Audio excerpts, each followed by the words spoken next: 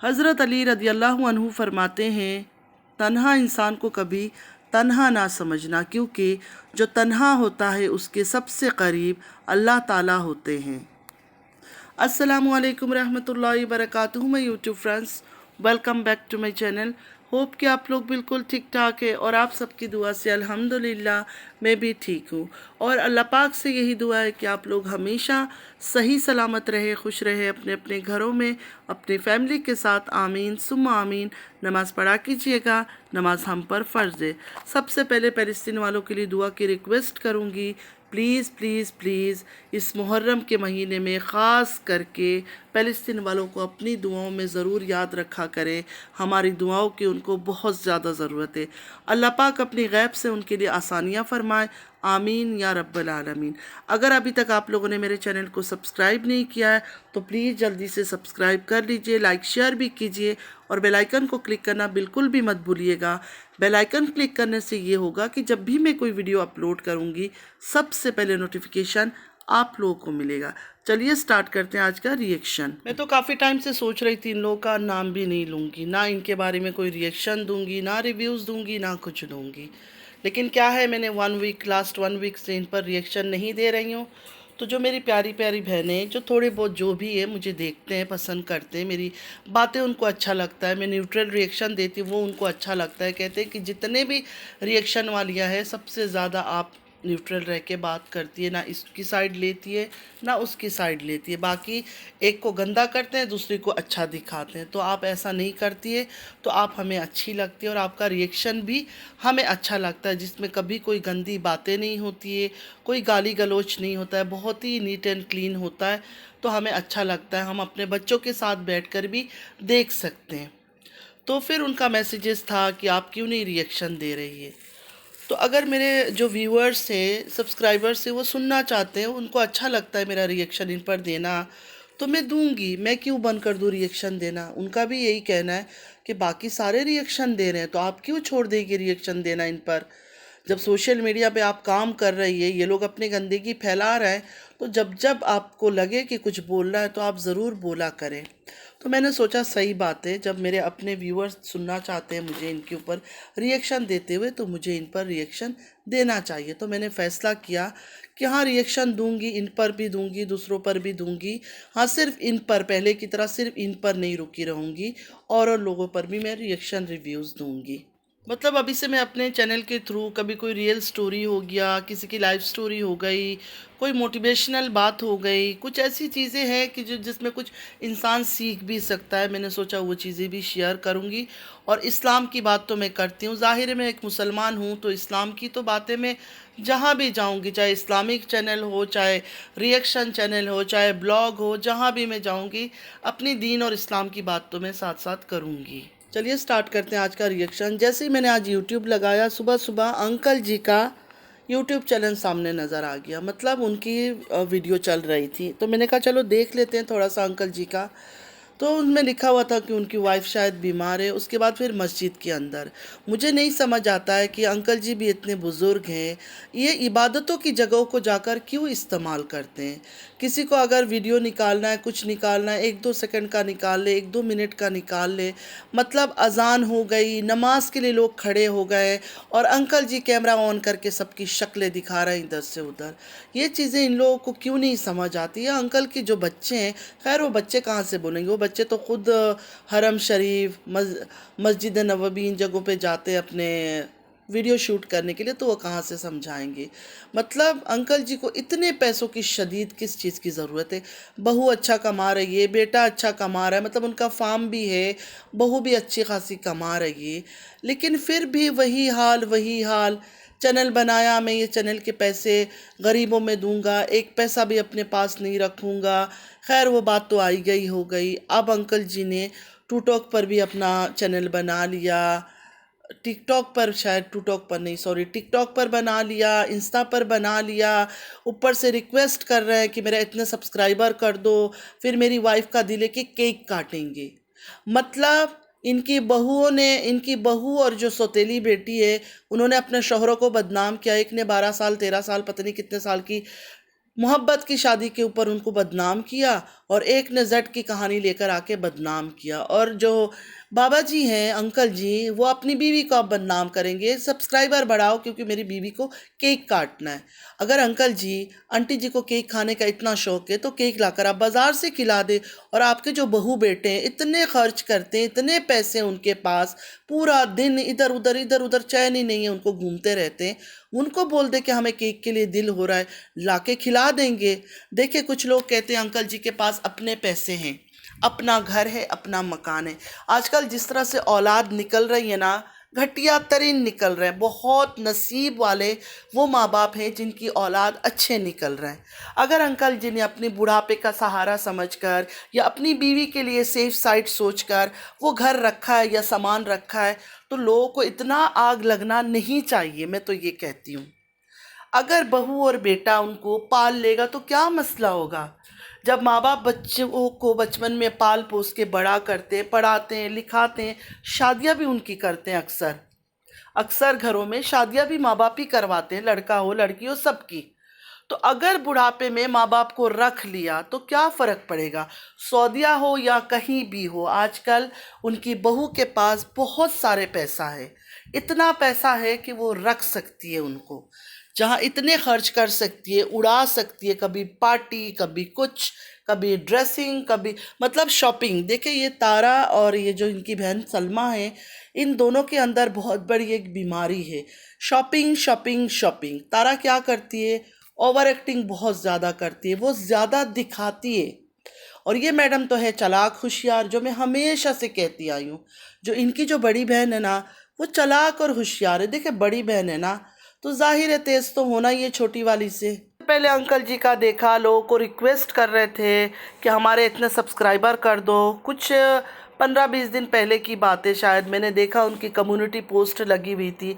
जाहिर है वो बेचारे तो लिखते नहीं होंगे, तो सलमा जी की जो बेटियां हैं या जो भी उनके बच्चे हैं, उनमें से कोई ये सब चीज़ें करके देता होगा। अंकल जी को तो ये सब लिखना विखना मुझे लगता है पढ़ना ये सब आता नहीं है, क्योंकि पहले ही उन्होंने जब चैनल बना था तब उन्होंने बोला था कि मुझे तो पढ़ना वढ़ना आता नहीं है, तो मैं तो किसी का रिप्लाई नहीं कर पाऊँगा। तो अभी अगर ये पोस्टें कम्युनिटी पोस्ट लगाए जा रहे हैं सब्सक्राइबर्स के लिए, तो जाहिर है उनकी बच्चियों में से कोई लगा रहा है, जो बड़ी है समझदार है।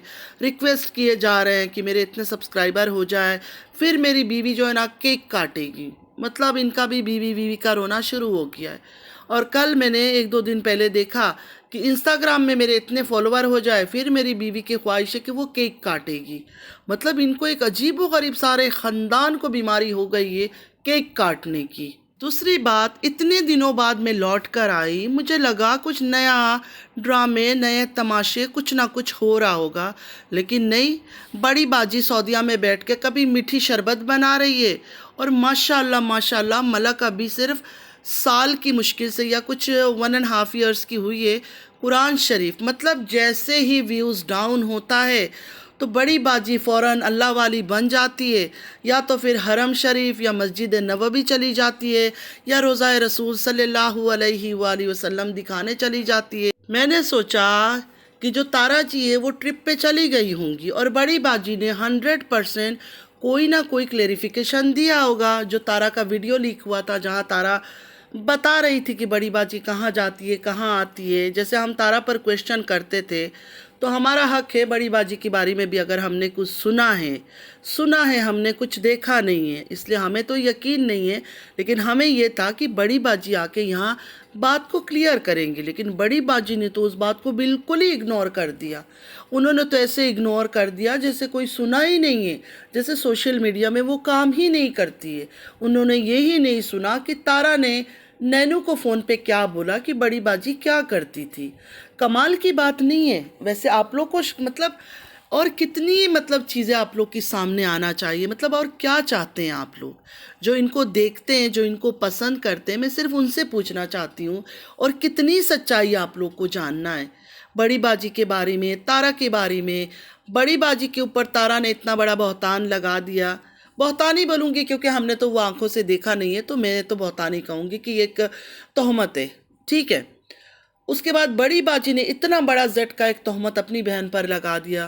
वो भी तोहमत और बहतान ही बोलूँगी, क्योंकि हमने भी तारा को कुछ करते हुए नहीं देखा। अगर हमने सलमा को करते हुए नहीं देखा है तो तारा को भी करते हुए कुछ नहीं देखा है, तो हम तो दोनों की बात मानते नहीं हैं।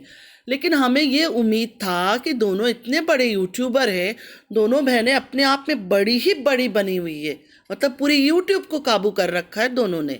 तो कम से कम जब वो जेड की कहानी लाई, तारा चुप हो गई।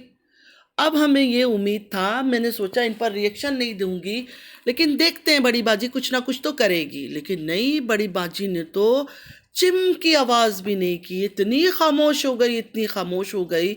इतनी बड़ी बात सुनने के बाद भी बड़ी बाजी को बुरा नहीं लगा। सोचने वाली बात है, जिस औरत नज्जो ने पुरानी फ़ोटो दिखा दी थी, जिसमें वो पहचानी भी नहीं जा रही है, उस फोटो पर इतना भवेला मचा दिया था इन्होंने, मैं तो स्ट्राइक दे दूंगी, मैं चैनल उड़ा दूंगी, मैं ये कर लूंगी, मैं वो कर लूंगी। लेकिन जब प्यारी बहना तारा ने आकर नैनू को ये बात कहा और वो वॉइस लीक हुआ, तो बड़ी बाजी बिल्कुल खामोश रह गई। मुझे तो बिल्कुल ये बात हज़म नहीं हो रही है। मुझे पता है मेरी बातें जो है ना, बड़ी बाजी को जो प्यार करते पसंद करते उनके दिल पे जाके ऐसे ठा करके लग रहा है। लेकिन मैं क्या करूं, मैं आदत से मजबूर हूं। मैंने जब से यूट्यूब चैनल पे काम किया है ना, सिर्फ सच बोला है। अगर मैं झूठ बोलती तो शायद आज मैं भी बहुत पैसे कमा चुकी होती, एक आईफोन ख़रीद लेती, एक नया फ्लैट में शिफ्ट हो जाती, बेडरूम सेट ले लेती, सोफ़ा सेट चेंज कर लेती, डेली कपड़े ख़रीद लेती, नहीं तो डेली नहीं तो चले आईफोन को छोड़े, एक सिंपल सा फ़ोन ख़रीद लेती, एक बेडरूम सेट ख़रीद लेती, कोई एक छोटा सा अच्छा सा फ्लैट में शिफ्ट हो जाती। मैं तो कुछ भी नहीं कर पाई। इसलिए नहीं कर पाई कि मैंने एक को सपोर्ट नहीं किया। जब बड़ी बाजी को सपोर्ट कर रही थी और तारा के ख़िलाफ़ वीडियोज़ पे वीडियो बना रही थी, तो मेरे 3-3 हज़ार 4-4 हज़ार भी आ जाते थे, 5-5 हज़ार भी कोई बार आ जाता था। लेकिन उसके बाद जैसे ही मैंने बड़ी बाजी के बारे में शीशा दिखाना शुरू किया लोगों को, और देखे मेरे व्यूज़ डाउन हो गए और आज तक वो व्यूज़ सही नहीं हो रहे हैं। खैर कोई बात नहीं, अल्लाह बहुत बड़ा है, अल्लाह बहुत बड़ा है। और मेरा यकीन है अपने अल्लाह पर कि अल्लाह चाहेगा तो एक दिन हर चीज़ मेरे पास भी होगा, लेकिन हराम तरीके से नहीं, हलाल तरीके से। अगर पैसे आएंगे तो हलाल तरीके से आएंगे, हराम तरीके से पैसे मुझे खुद भी नहीं चाहिए। तो बड़ी बाजी से मैं सिर्फ रिक्वेस्ट कर सकती हूँ, सलमा जी से मैं सिर्फ रिक्वेस्ट कर सकती हूँ कि प्लीज़ सलमा जी, मेरी प्यारी सलमा जी, आप आकर कुछ बताएं। आप तो बहुत अच्छी है ना, आपके ऊपर इतना बड़ा दाग लग रहा है, आपकी बच्चों पर गंदा बोला गया, आप फिर भी खामोश हो गई। अब इतनी खामोश ना रहा करे, बताएं कि ये सब बातें उसने क्यों किया। केस कर दे, डिफेमिंग का केस कर दे। डिफेमिंग का केस आप कर सकती है क्योंकि आप तो सच्ची है ना, तो केस कर दे तारा के ऊपर। अब तारा ने तो आप पर केस किया नहीं है, तो मुझे समझ नहीं आया आप दोनों बहनों का माजरा क्या है। एक दूसरे पर गंदे गंदे तोहमतें लगाते हो, बहतान लगाते हो, एक दूसरे को गंदा करते हो दूसरे मर्दों के साथ मिलाकर, लेकिन कोई एक दूसरे पर एक्शन ही नहीं लेता है। तारा जी का ट्रिप, मुझे लगा तारा जी तो कब का ट्रिप में निकल गई होगी, लेकिन नहीं, वहीं के वहीं फंसी हुई है। मुझे लगता है इस बार मुश्किल है, इस बार बिल्कुल नामुमकिन लग रहा है। या तो उनके बेटे का ऑपरेशन निकल आता है, या तो कौसर के पेट का दर्द, या तो फिर कोई मेहमान आ जाते हैं उनके पास। तो मुझे ऐसा लगता है कि तारा जी इस साल जो है ना ट्रिप कैंसिल कर दें। आपके बच्चे तो बड़े हो गए ना, स्कूल वगैरह जाते हैं, तो कैसे जाएंगे? स्कूल तो स्टार्ट होने वाला है पाकिस्तान में, तो कब जाओगी आप घूमने के लिए? मंथ के लिए जा रही हो। हंसी की बात है कि मुझे किसी ने बोला कि तारा जी है ना 25 जोड़े कपड़े लेकर जा रही और पता नहीं और क्या क्या। मैंने उनसे कहा, दोनों बहनों को पहली बार पैसा मिला है, वो बाहर रहते भी उस बेचारी के पास भी इतने पैसे नहीं थे, तो पहली बार बेईमानी करके, गंदगी मचाकर, फेक ड्रामा करके, लोगों के इमोशन से खेल के पैसे कमा रहे हैं। तो उड़ाने दो उनको, हमें क्या फ़र्क पड़ता है 25 लेके जाए या 100 लेके जाए। देखते रहो, मज़ा लो आप लोग, जिसको अच्छा लगता है देखा करो। मैं तो अब बोर हो गई हूँ, इनको मैं देखती नहीं हूँ। और बड़ी बाजी का मैंने सुना, बड़ी बाजी आजकल बड़ा मीठा शरबत पिला रही है। तो बड़ी बाजी मीठा शरबत पिलाना बंद करके थोड़ा जवाब तो दे दे, तारा को एक मुंह तोड़ फोड़ जवाब तो दे दे। क्यों नहीं दे रहे हैं? पहले तो लाइवों में जाके अजगर कहता था मैंने किया है, मैंने ये काम किया है, मतलब प्रमोट करता था प्राउडली। तो अभी कुछ क्यों नहीं बोल रहा है? आपके ऊपर इतना बड़ा इल्ज़ाम लगा और आपका शौहर बिल्कुल खामोश है और आप भी खामोश हैं। जब मैं डीडी के वाइफ फातिमा के बारे में भी बोलती थी, कोई मानता नहीं था, कोई सपोर्ट ही नहीं करता था इस मामले में। पता नहीं इस ख़ानदान के लोगों ने लोगों पर क्या जादू किया है। किसी पर भी बात करो, लोग कहते हैं नहीं नहीं नहीं नहीं, वो बेचारी बड़ी तकलीफ़ में। अरे बहनों, तकलीफ़ ऐसे नहीं होती है। तकलीफ़ और दर्द और ज़ख़म जो है ना, इतना जल्दी भूला नहीं जाता है और ना इतनी जल्दी ख़त्म होती है। आप लोग का दिल इतना मासूम और इतना अच्छा है ना, आप लोग थकते भी नहीं हो। मैं तो हैरान हूँ, आप लोग थक क्यों नहीं जाते हो इनको देख देख कर। प्लीज़ और लोगों को देखो। अगर मैं आप लोग को नहीं पसंद, मेरा रिएक्शन नहीं पसंद, और भी बहुत सारे लोग हैं ज़रूरतमंद है, जो बहुत ज़्यादा ज़रूरतमंद है। किसी की बच्ची बीमार है, किसी का शौहर बीमार है, किसी का पाँव नहीं है, किसी के हाथ नहीं है, उनको जाकर देख लो। कम से कम थोड़ा नेकी तो कर लोगे आप लोग। इस गंदे लोगों को देखकर और उनके पीछे लड़कर क्या मिलेगा आप लोगों को? बस मुझे एक बात समझ आ गई है कि इनका बूढ़ा हो, जवान हो, बच्चा हो, कोई भी हो, पैसा पैसा पैसा। इन्होंने बच्चों के अंदर से लेके, बूढ़ों के अंदर से लेके, जवानों के अंदर, सब के अंदर एक लालच, ग्रीड और हवस है सिर्फ पैसे की। मतलब पैसे के लिए कुछ भी कर जाएंगे। अपने शौहर को नंगा कर लेंगे, अपने बच्चों को नंगा कर लेंगे, खुद को नंगा कर लेंगे, लेकिन कहेंगे कि कोई बात नहीं, पैसा आने दो। भले हम नंगे हो जाए, कोई फ़र्क नहीं पड़ता, लेकिन हमें पैसा मिलना चाहिए। मैंने ना बड़ी बाजी का ब्लॉग देखा है, ना छोटी बाजी का ब्लॉग देखा है, किसी का ब्लॉग सही से देखा नहीं है। मतलब तारा जी और सलमा जी दोनों के ब्लॉग किसी के देखे नहीं हैं। जितनी ख़बर, जितनी इन्फॉर्मेशन मुझे मिली थी, मैंने उन्हीं पर आप लोग को रिएक्शन दे दिया। क्योंकि नया देखूं भी तो क्या देखूं, क्या ऐसा है जो इनमें देखूं। जब इनके व्यूज़ डाउन हो जाते तो आ जाते इधर क्लेरिफिकेशन देने के लिए, रोने धोने के लिए। वरना जब इनकी इज्जतों को तार तार किया जाता है, इनके कपड़े उतारे जाते, तब दोनों बहनों में से कोई भी नहीं आती इधर सफाई देने के लिए। तो ये है इनकी असली चेहरा। वरना इज्जत तो ऐसा चीज़ है, इज्जत के लिए तो इंसान पता नहीं क्या क्या कर जाता है, लेकिन इनमें इज्जत हो तो बात है ना। खैर, बहुत लोगों के बारे में और भी बातें करनी थी, तारा सलमा के ऊपर भी बहुत सारे और बातें करनी थी, लेकिन आज लेट हो गया है।